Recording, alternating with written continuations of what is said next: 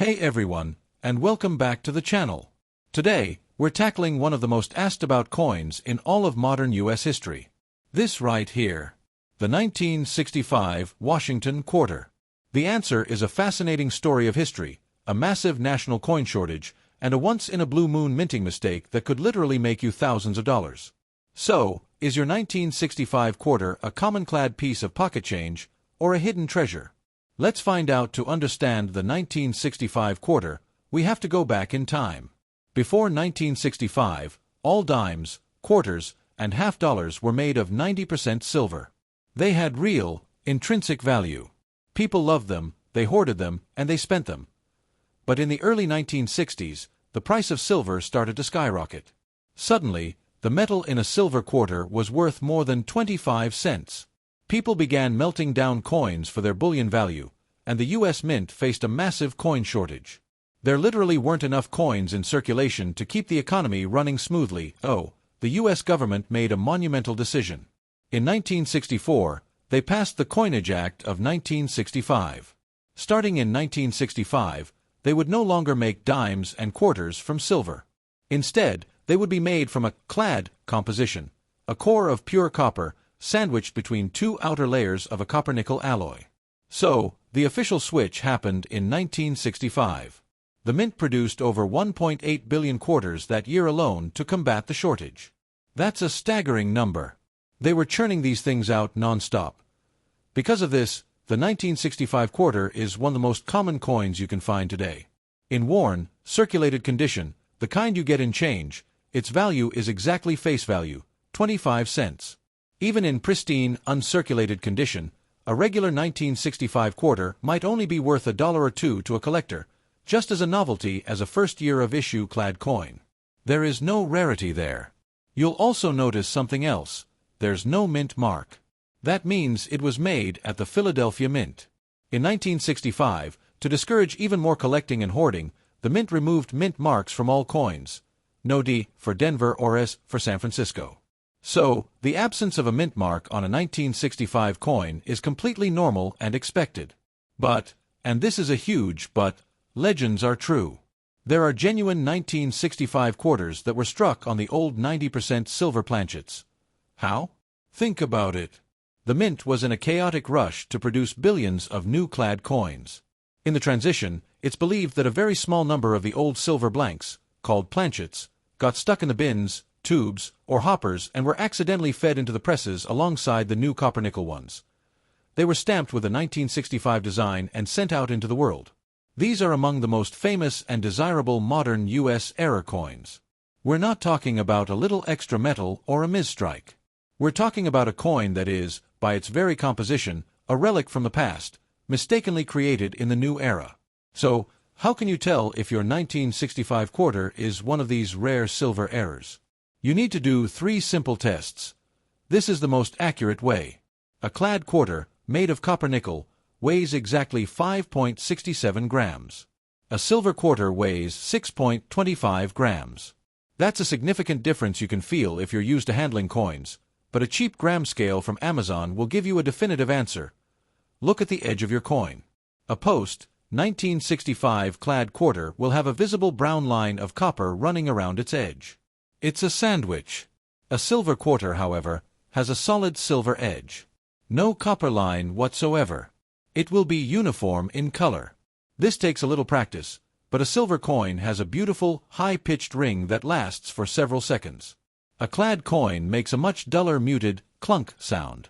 It's the difference between tapping a bell and tapping a piece of metal pipe. The copper-nickel cladding is slightly magnetic. A clad quarter will usually stick to a very strong magnet. Silver is not magnetic at all. If it doesn't react to the magnet, it's a good sign, but it's not proof alone. You still need to check the edge and weight. If you've done these tests and your 1965 quarter has the correct weight, a solid silver edge, and that glorious ring, you might have just hit the jackpot. Not clean it. ***, do not try to polish it or make it shiny. You will destroy its value. Put it immediately into a protective plastic coin holder, often called a flip or capsule. Then, you need to get it authenticated by a professional grading service like PCGS or NGC. For a coin potentially worth thousands of dollars, The cost of grading is a necessary step to prove its authenticity and maximize its value. So, let's come back to our original question.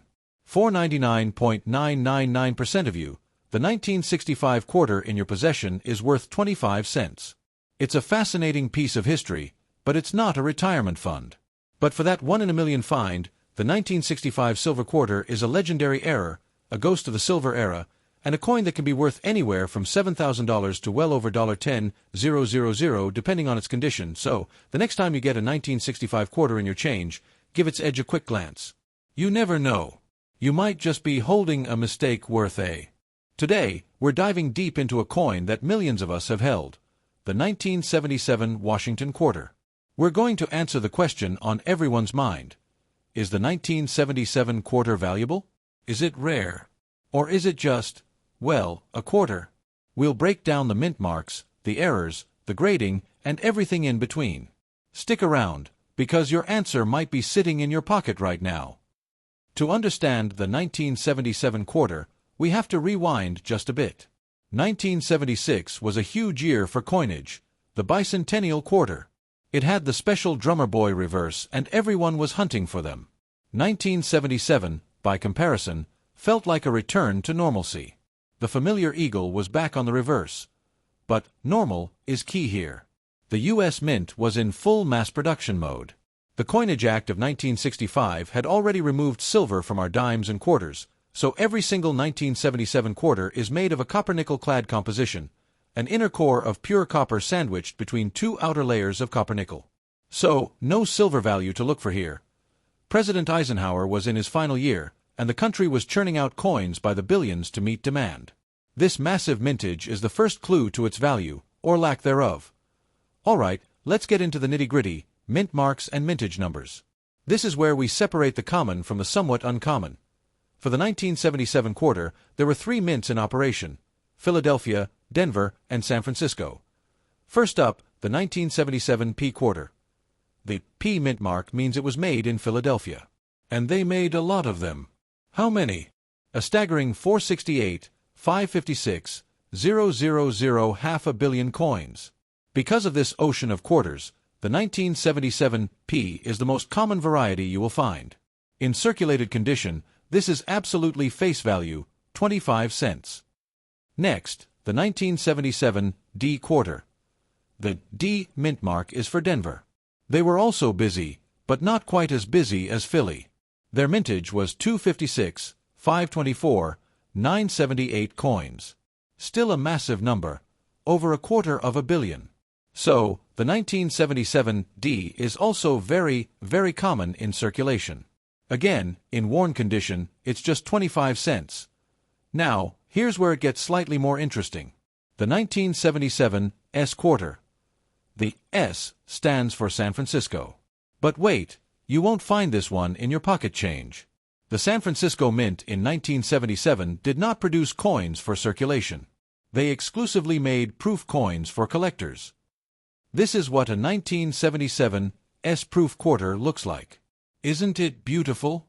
Proof coins are struck multiple times on specially polished planchets with polished dies to create this incredible mirror-like background and frosted, detailed design.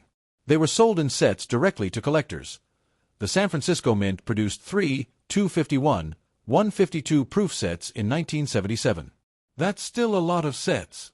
And since every set contained a proof quarter, there are over 3 million of these out there, carefully saved by collectors. Oh, what's it worth? A complete 1977 proof set in its original government packaging is worth around $8 to $12. That means the individual quarter, even in perfect PR69 condition, is only worth a few dollars on its own. It's a beautiful coin, but it's not rare. If you find one that's been circulated and scratched up, its value drops to basically its face value, as the collectible premium is gone. Okay, so the regular circulated 1977 quarters are common. But you knew I was going to say this. The real value, as always, is in the errors and varieties.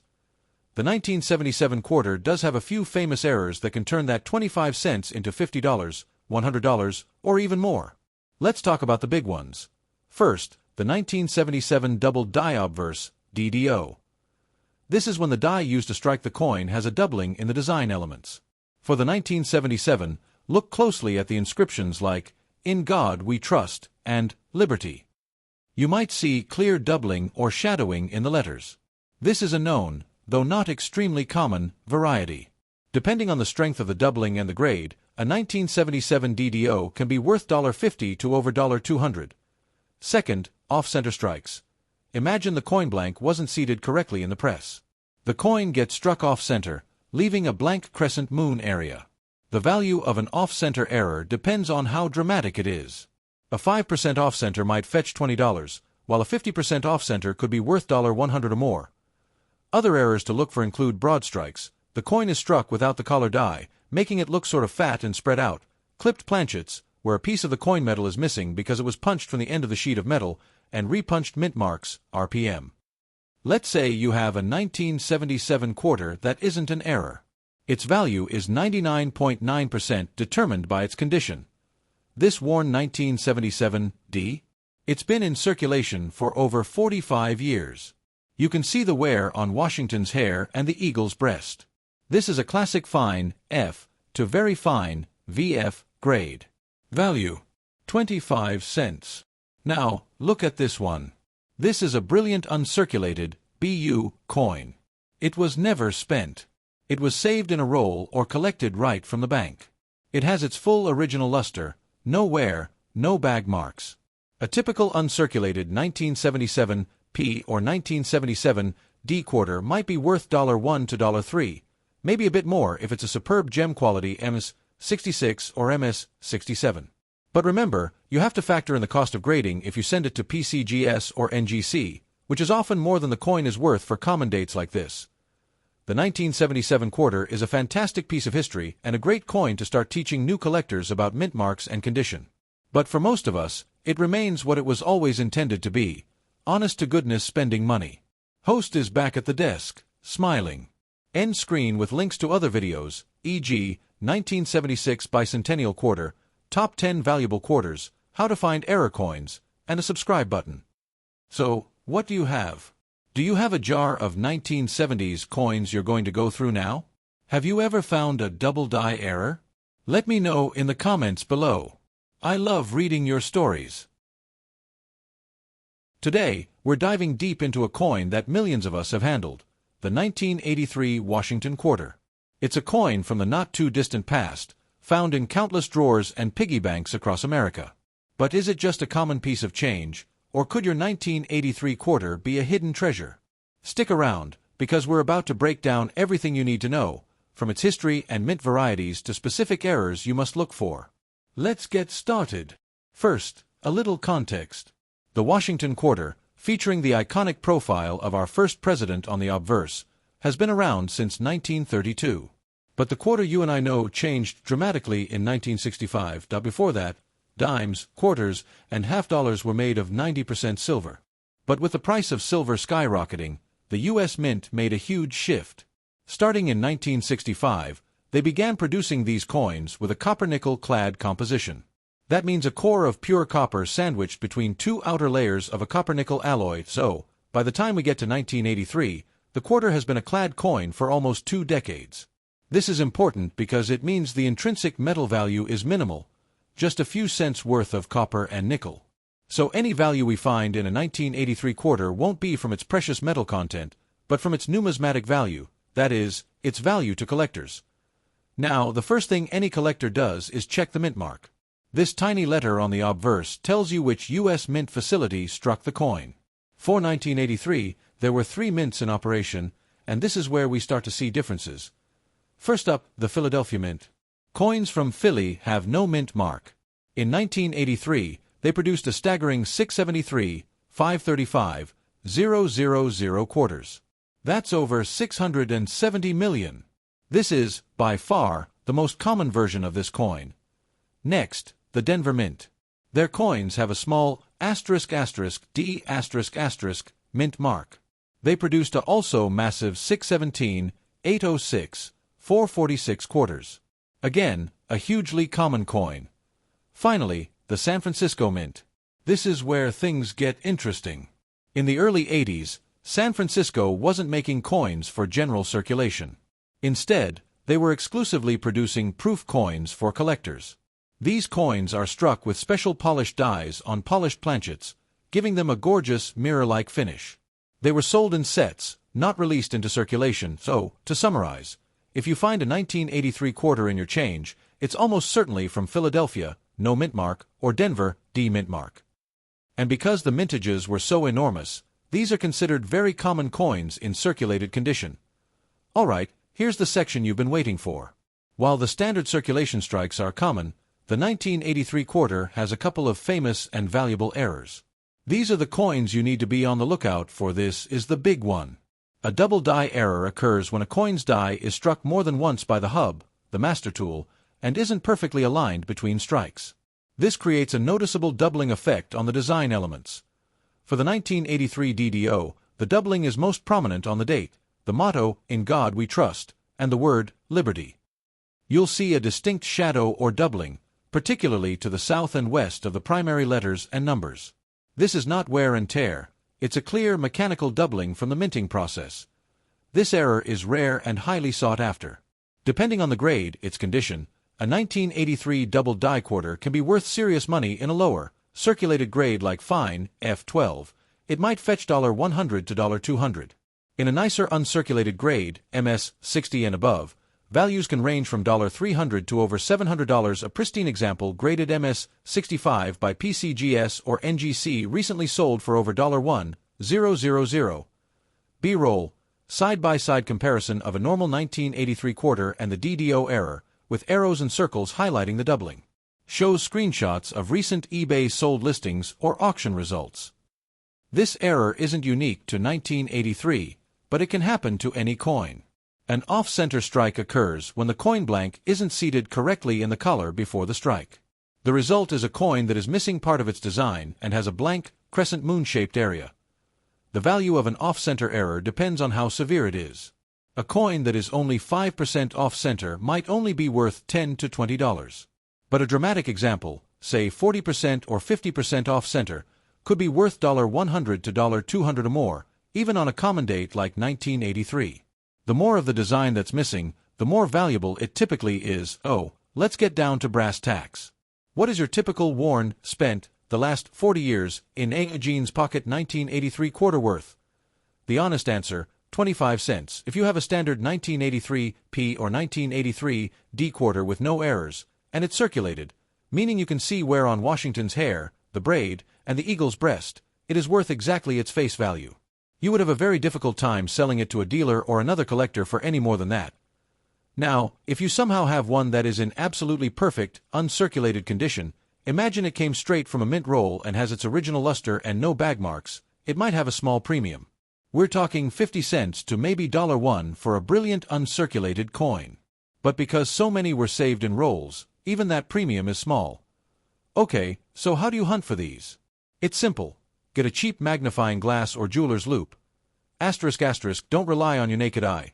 Sort through your change. Asterisk asterisk, every time you get quarters, take a moment to check the dates and mint marks. Focus on the details.